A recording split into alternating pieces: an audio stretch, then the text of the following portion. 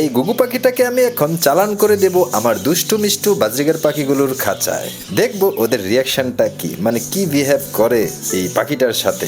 এই অসহায় গুগু পাখিটির বাচ্চাটি গত 2 দিন যাবৎ আমার কাছে, ওকে খাইয়ে দাইয়ে বেশ যত্নে এখন সে ফুরফুরে মেজাজে আছে। তো ওকে দেওয়ার সাথে সাথেই দেখতে পাচ্ছেন উড়ে চলে এসেছে আমার পুচকু, এসে একটু গুলুগুলু করার চেষ্টা করছে।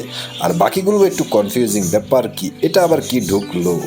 অনেকগুলো পাখির মধ্যে আমার পুচকুই ওকে আদর করছে এবং একটু চুলকিয়ে দিচ্ছে, মানে ওকে একটু ভালোবাসা গুলুগুলু দিচ্ছে। তো বিষয়টা হলো এখন কি ওকে এখানে রাখা যাবে? না, আমি ওকে রাখবো না, জাস্ট দেখার জন্য আমার পাখিগুলোর রিয়াকশন। তবে এটাকে রাখলে বাকিগুলো বিরক্তও করতে পারে, দেখতেই পাচ্ছেন বিরক্ত করছে। তো ওকে এখন বের করে ফেলবো আমি।